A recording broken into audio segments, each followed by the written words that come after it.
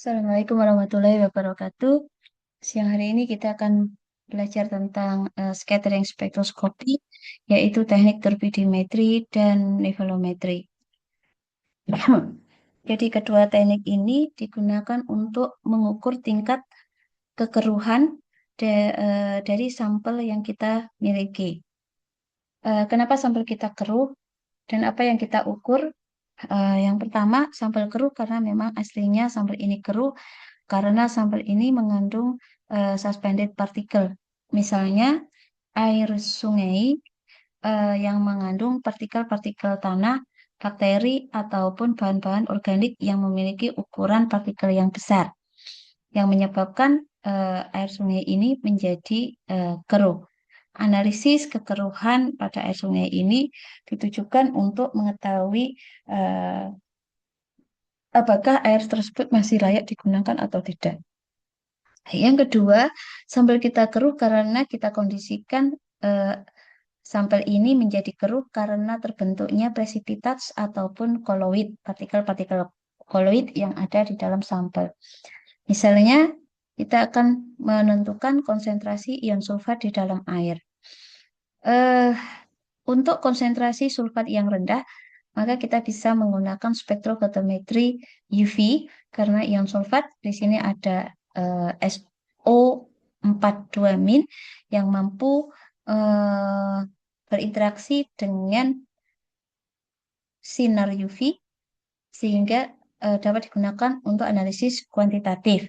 Namun sampel harus dalam kondisi jernih, cair dan jernih. Artinya konsentrasinya cukup rendah. Tetapi kalau ion sulfat ini memiliki konsentrasi yang tinggi, eh, tidak dapat kita tentukan menggunakan spektrofotometri UV. Cara yang bisa kita gunakan adalah dengan mengubah ion sulfat ini menjadi koloid barium sulfat.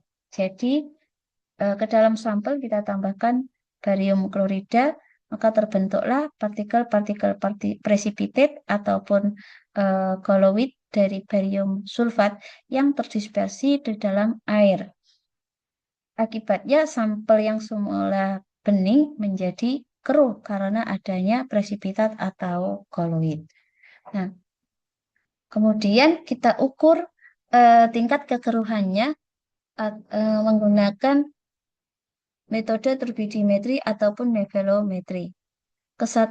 Satuan dari turbidity itu adalah dinyatakan dalam bentuk NTU atau nevelometri turbidity unit. Sementara untuk pengukuran ion sulfat, maka kita harus membuat terlebih dahulu kurva kalibrasi ion sulfat. Artinya kita mengukur eh, optical density atau OD dari masing-masing larutan standar yang sudah diketahui konsentrasinya melalui pembentukan barium sulfat. Nah, nanti kita bicarakan lebih lanjut. Nah, sebelum mengenal tentang kedua teknik ini, yang pertama kita bahas lebih dahulu tentang light scattering. Ada dua jenis light scattering, yaitu elastic scattering dan inelastic scattering. Elastic scattering ini adalah jika berkas sinar datang yang berupa monochromatic beam tadi menumbuk partikel yang memiliki ukuran yang relatif besar dan akhirnya light atau incident light atau sinar datang tadi eh, tidak diabsorb tetapi diteruskan ke segala arah dengan energi yang sama. Ada dua jenis elastic scattering. Yang pertama Rayleigh scattering dan Mayo scattering. Rayleigh scattering ini terjadi eh, gambaran seperti ada yang di bawah ini, di mana ketika berkas sinar monokromatik itu menumpuk partikel yang memiliki ukuran 1/10 dari panjang gelombang monokromatik beam.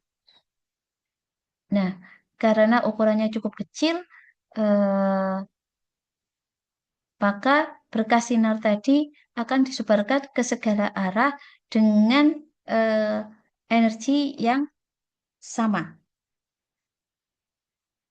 Rayleigh scattering digunakan pada metode nevolometri. Sementara Mie scattering ini terjadi ketika monochromatic beam itu menumbuk partikel yang memiliki ukuran yang besar, yaitu antara 0,1 sampai 10 kali panjang gelombang berkas sinar monokromatik.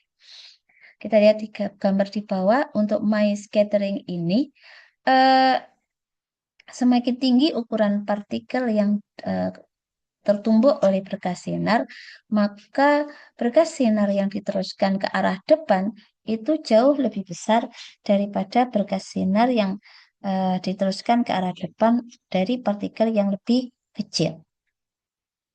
Kembali ke metode turbidimetri dan nevolometri, perbedaan dari keduanya kesamaan dari turbidimetri dan nevolometri, sama-sama kedua metode ini digunakan untuk mengukur tingkat turbidity atau kekeruhan dari suatu sampel.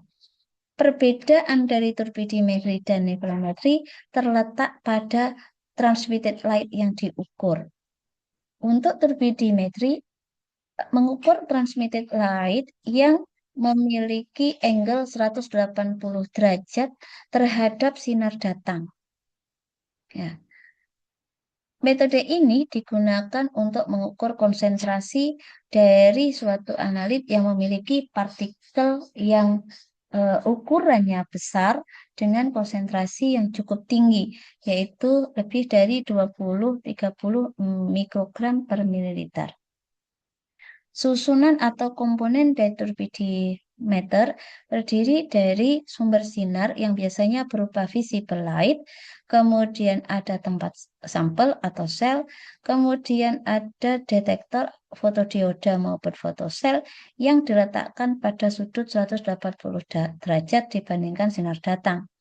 Kemudian readout atau pembaca biasanya dalam bentuk langsung, yaitu nevolometry turbidity unit. Sedangkan untuk nevolometri ini mengukur scatter light atau sinar yang dipancarkan yang pada sudut 90 derajat dibandingkan sinar datang to the incident beam ini merupakan metode yang indirect dan lebih sensitif, di mana mampu mengukur atau mendeteksi konsentrasi analit hingga kurang lebih 10 mikrogram per mililiter. Jadi perbedaannya, kalau turbidimetri itu untuk partikel yang besar, nevolometri untuk partikel yang kecil. Kalau turbidimetri itu menggunakan Mie scattering, mengukur Mie scattering, yaitu berkas sinar yang diteruskan pada sudut 180 derajat, sementara kalau yang nevolometri itu menggunakan Rayleigh scattering, yaitu yang mengukur berkas sinar yang diteruskan pada sudut 90 derajat dibandingkan sinar awal. Komponen dari nevolometri mirip dengan turbidimetri, hanya letak detektornya saja yang berbeda. Kalau nevolometri, detektor diletakkan pada sudut 90 derajat terhadap sinar datang. Sementara turbidimetri, detektor diletakkan pada sudut 180 derajat terhadap sinar datang atau lurus dari sinar datang. Jadi, mana yang akan dipilih metode turbidimetri atau nevolometri tergantung pada berkas sinar yang diteruskan. Kalau berkas sinar yang diteruskan itu mirip dengan berkas sinar awal, maka gunakanlah nevolometri, tapi hanya dapat digunakan untuk mengukur konsentrasi yang rendah. Sementara untuk turbidimetri digunakan untuk mengukur konsentrasi yang tinggi. Kemudian yang kedua, berdasarkan ukuran partikel. Kalau ukuran partikelnya itu kecil, ukuran koloidnya itu kecil, maka yang terjadi adalah Rayleigh scattering. Interaksi antara partikel koloid dengan berkas sinar monokromatik tadi adalah Rayleigh scattering. Tadi gambarannya Rayleigh scattering sudah ada. Maka di sini digunakan nevolometri. Sementara untuk partikel yang berukuran besar, ini digunakan turbidimetri.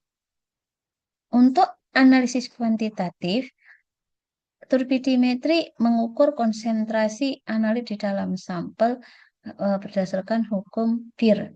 Sementara nephelometri mengukur korelasi antara intensitas sinar yang diteruskan terhadap konsentrasi.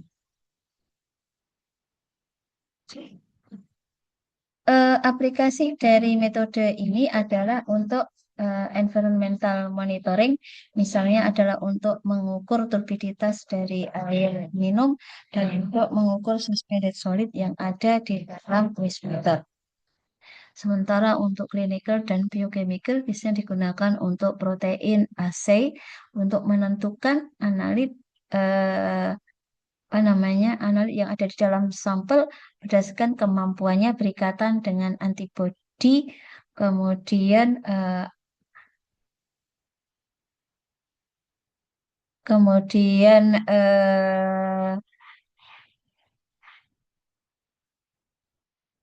adalah teks yang dikotetkan pada antibodi, kemudian bereaksi dengan analit sehingga terbentuk cross-linking dan terjadi agregasi eh, dan sampel diukur menggunakan turbidimeter. Pada industri, biasanya turbidimetri digunakan untuk mengukur tingkat kejernihan dari beverage seperti bir maupun wine. Dan untuk di lingkungan dapat digunakan untuk mengukur tingkat kekeruhan sampel air dan secara kualitatif dibandingkan terhadap standar turbidity dari senyawa formalin pada berbagai macam satuan atau pada berbagai macam tingkat kekeruhan. Jadi eh, untuk sampel yang keruh atau yang turbid, kenapa tidak bisa diukur menggunakan spektrofotometri? Eh, Sebetulnya bisa, tetapi kurang sensitif dan kurang teliti. Juga adanya kemungkinan terjadinya scattering dari berkas sinar monokromatis. Ke- Kelebihan atau keuntungan metode turbidimetri dibandingkan nephelometri adalah kedua metode ini sederhana, murah, dan banyak digunakan untuk analisis rutin, kemudian sensitif dan precise untuk analisa-analisa tingkat trace atau RENIC, dan juga keduanya merupakan metode yang non-destruktif serta cepat. Tapi kedua metode ini eh, memiliki keterbatasan yaitu adanya color interference. Kemudian particle size atau shape bentuk itu akan mempengaruhi linearitas dan juga adanya calibration drift. Jadi itu yang bisa saya sampaikan tentang kedua metode berbasis eh, apa namanya scattering spektroskopi yaitu turbidimetri dan nephelometri. Terima kasih. Saya akhiri. Assalamualaikum warahmatullahi wabarakatuh.